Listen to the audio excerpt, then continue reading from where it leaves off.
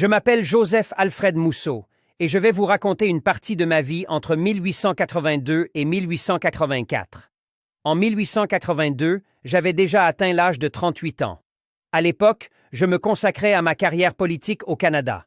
J'étais originaire de Sainte-Anne-des-Plaines, au Québec, et j'ai été élu comme député conservateur à la Chambre des communes du Canada. Mon engagement envers la politique était fort, et je travaillais ardemment pour représenter les intérêts de ma circonscription. Au cours de ces années, le pays était en pleine effervescence, avec des débats animés sur diverses questions politiques et sociales.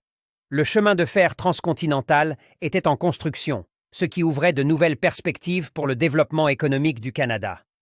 J'ai participé activement à ces discussions, cherchant à influencer les politiques qui façonneraient l'avenir de notre nation. En 1883, j'ai été nommé au poste de surintendant général des affaires indiennes dans le cabinet du premier ministre John A. Macdonald. Cela m'a donné l'opportunité de contribuer à la gestion des relations entre le gouvernement canadien et les peuples autochtones.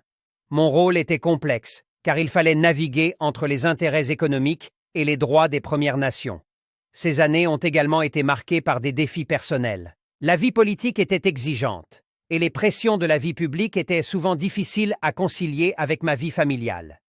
Néanmoins, j'ai continué à me consacrer à mon travail avec détermination, convaincu que je pouvais apporter une contribution significative à l'évolution de notre nation. Malheureusement, en 1884, ma carrière politique a connu un tournant inattendu.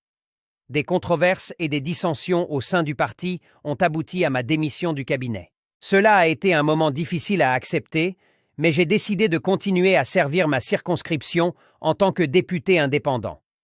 Les années 1882-1884 ont été une période charnière de ma vie, marquée par des accomplissements politiques significatifs et des défis personnels.